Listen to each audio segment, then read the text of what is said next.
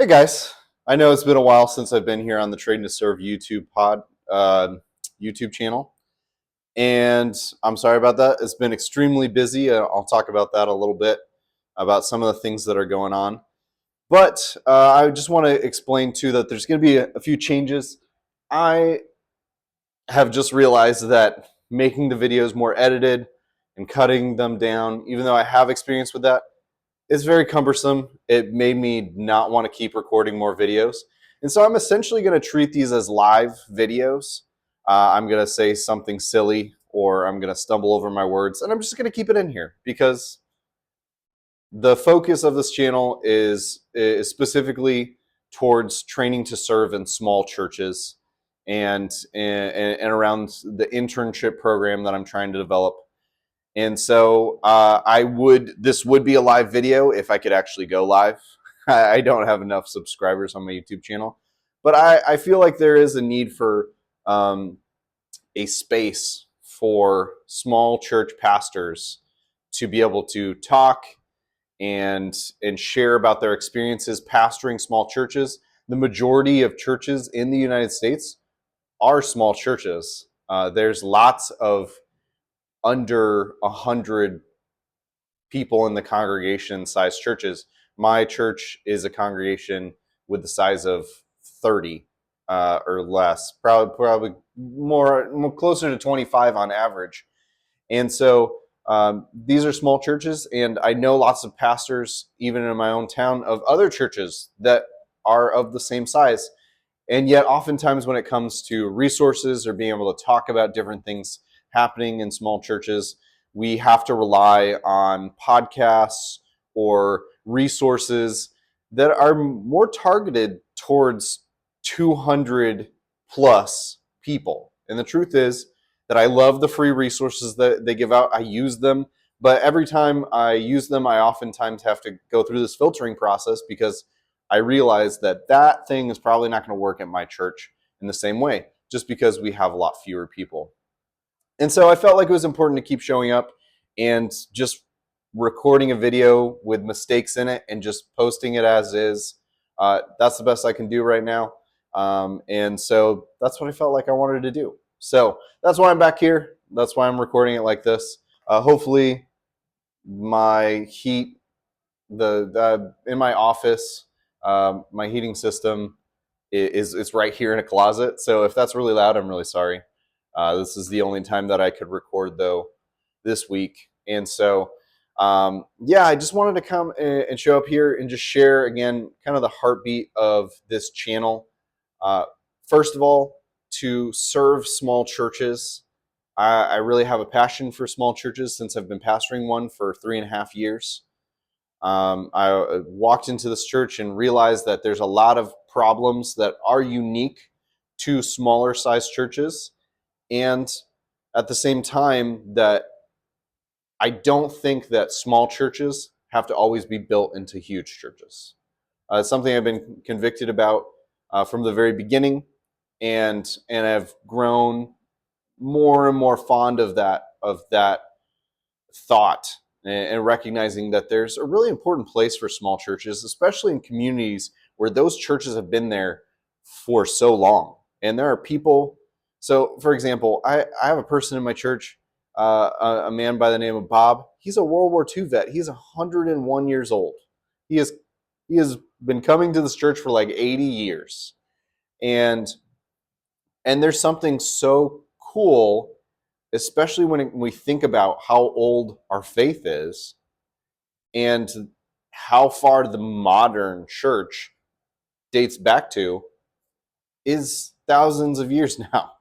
And so I've just come to appreciate the history of the church more. This specific church that I'm pastoring in Southeast Ohio is, let's see, I found a banner the other day in a random closet, and it was celebrating 150 years, 50 years ago. The banner said, I think it was the church had been started in like 1846 or something like that, is when it officially became organization under the eyes of the state, is my understanding. And then, yeah, this banner was celebrating 150 years. And of course, it said 1976, which just blows your mind when you think about how long ago that is. And that church is something that that people have been participating in and pouring their lives and energy and focus into for so much longer than I've been alive. And I don't want to disregard the importance of that. And so there's something really cool about being in an old historic building. This building was built in 1914. And um, like I said, having people in this congregation who grew up in this, who've been here for like 80 years, is something that I think is just wild, and something that I think the American church in particular really needs to remember is that even in the shift of cultures that we're seeing, people have been serving God in small communities for so much longer than we think. And most of the common church practices of today are grounded only in the past 30 years of the church growth movement. And so I wanted to keep showing up for small churches. That was my first thing. I know that was a long answer to my first reason I'm on this channel, why I created it. But the second thing is that I'm also very aware that what the statistics say is that there's going to be a pastor shortage, a pretty big one. So,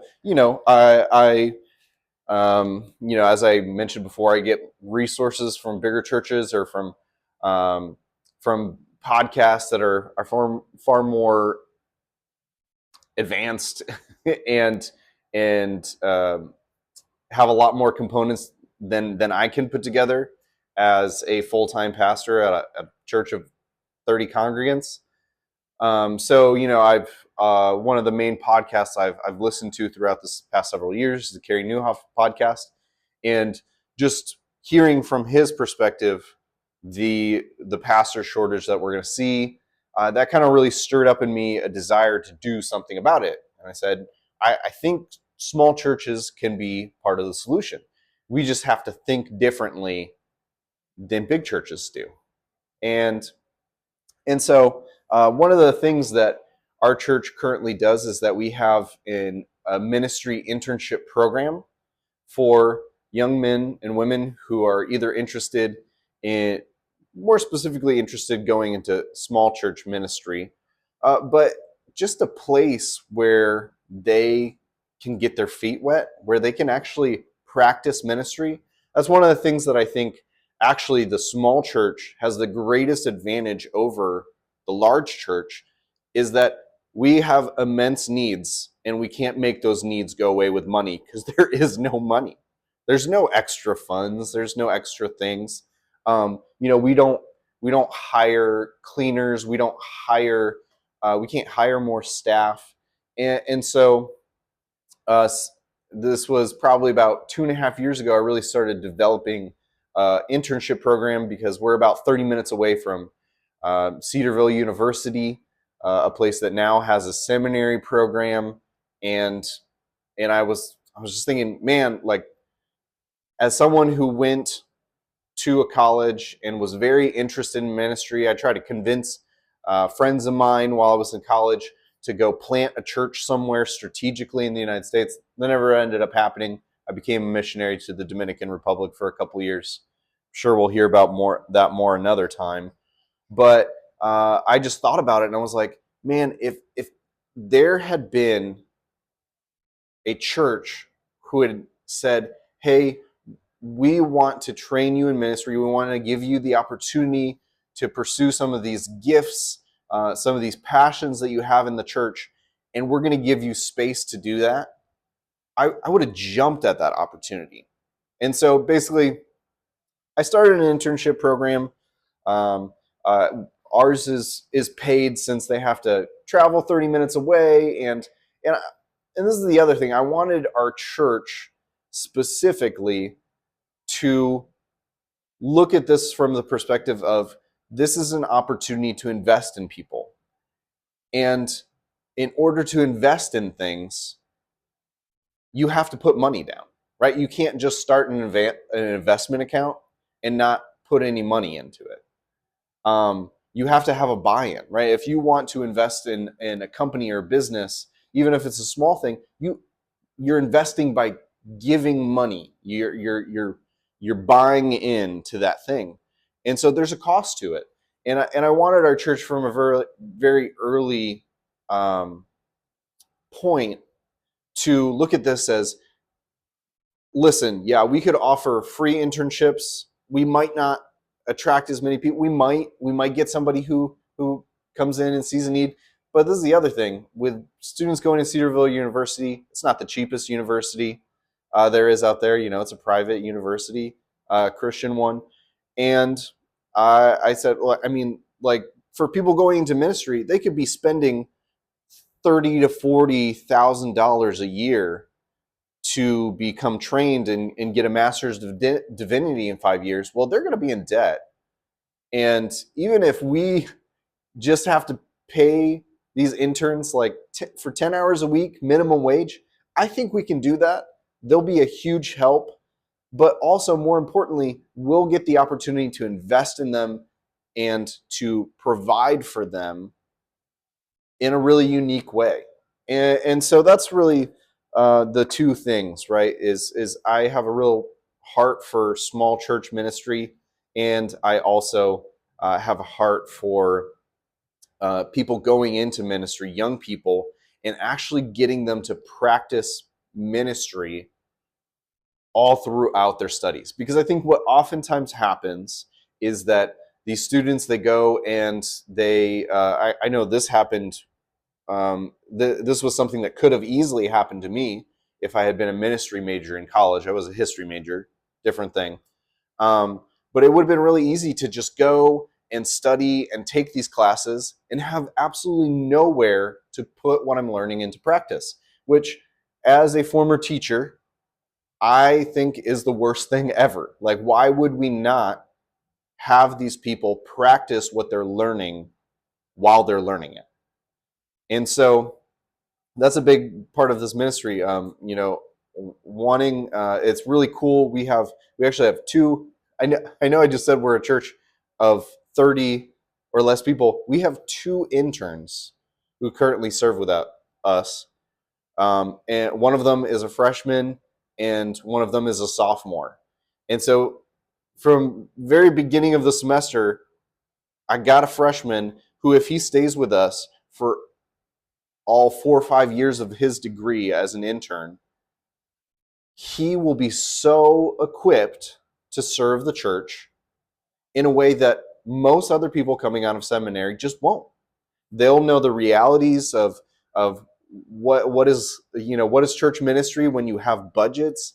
What is it like to manage conflict and when things are going badly in a church? Because over the course of a couple of years, they're going to see some stuff and realize, oh, this is a regular part of serving the church, is that there's drama, or there's conflict, or there's money shortages, or there's all sorts of things. There's devastation in towns or communities that they're in. But then, from a very early stage, they're not going off to college and then jumping around from church to church. No, they're making a commitment to not only be a member at a church while they're in college, but they're also being trained and equipped and mentored and being able to put into practice what they're learning. And I think that's so important, especially like I talked about earlier, considering when we look at the data of the pastor shortage that we're expecting to see. So, and this is where I first heard about this from the Carey Nieuwhof podcast, and I really appreciate him and all of his efforts. And so that's part of why I share this. This is a paper I put together about kind of like our vision projects report, and our internships are on here because that's a part of our vision as a church, is to grow the next generation of church leaders, of ministry leaders who have practical experience and have actually gone through and experienced in a safer space what serving in church really is like. It's not all it's not all roses and cheeriness all the time. It's really hard, and it requires sacrifice on their part. And so this is what I put in here, because we raise funds through our congregation. That's how we currently support our internships. Is we're taking love offerings or going to individual people who are really invested in that vision. And so this is what I wrote here, is that 1 in 4 pastors, this is according to the Barna Group research, 1 in 4 pastors plan to retire before 2030. 1 in 4. And the average age, my understanding of pastors is I think it's now 50 plus. So if you think about that, there's going to be a 1 in 4 pastors retiring before age 20 to 30, like 2030. There's going to be another wave of pastor retirements, people leaving ministry, either because of the hurt they've experienced, because of budgets, because of whatever is happening in their communities and with their congregations. This is a huge deal. Yeah, it says senior pastors 40 years old or younger make up only 16% of the pastor pool. That is so small. That is so small. And oh yeah, it says the average age of pastors is 52 years old. And this is the other thing that I think was shocking to me in the research, is that 4 out of 5 pastors that Barna interviewed said that they don't think their church is doing enough to counter to train up the next generation of Christian leaders. So 80% of pastors don't think their churches are doing enough. 1 out of 4 pastors are retiring before 2030. There's going to be a huge pastoral crisis. There's going to be a huge, massive pastoral crisis. And it's interesting because I think I've started to see the trickle down. So what I've been noticing, just because I'm doing research and I'm looking at different opportunities in the area, I looked at churchstaffing.com, and it's really interesting because there are a lot of churches right now that are looking for youth pastors, and they've had jobs posted for a long time. And when you look for senior or preaching pastors, there's not as many of those, but that's probably because those pastors are holding on for a little bit longer in retirement. That's partially because I think churches, and granted for good reason, have been a little bit concerned with hiring pastors who are too young to lead churches. That makes a lot of sense to me. I'm 33, and the truth is, I probably wasn't ready 3.5 years ago to lead a church of 200 to 300. I don't think I was mature enough. I don't think I had the experience to do it. That would have been pretty tough. But and so there's going to be a huge lack, and we're starting to see it already with youth pastors, and it's just a matter of time before there's even more youth pastors positions that aren't being filled, and then soon we're going to start seeing head pastor positions. Churches are not going to be able to fill them because we're not training up the next generation of Christian leaders.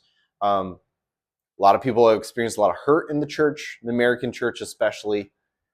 There's been a lot of, obviously, you look around at the news and there's a new megachurch pastor failing or having a moral failure of some kind, or stealing the resources of the church or using them for their own gain. All these different things happening in our church. And I think a big part of it is because we bought into this idea that all churches are supposed to grow and grow and grow, and every church is supposed to be the next megachurch.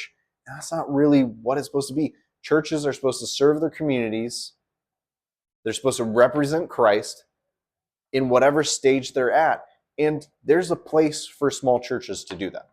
And so that's really the heartbeat of this channel, of what I'm going to be sharing.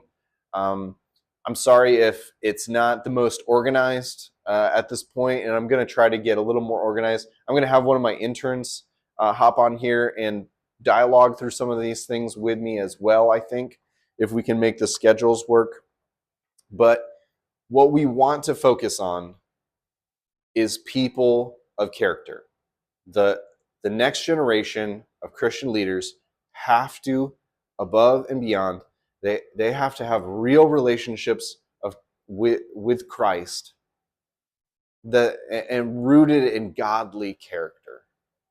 And godly character doesn't just pop up out of nowhere.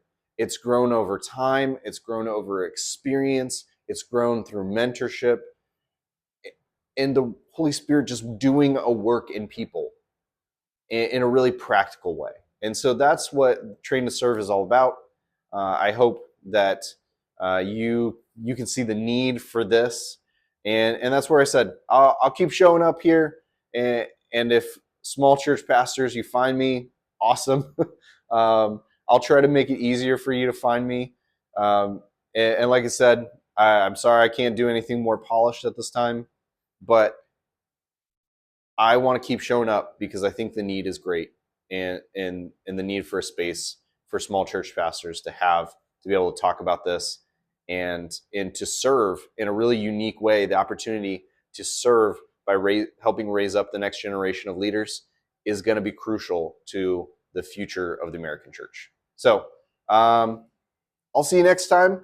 I think I'm going to be posting these once a week. We'll kind of see based on the schedule. Depending on if I, need to make a hospital visit, or if, we spring a leak in our bell tower and I have to clean that up all week. That happened about a month and a half ago.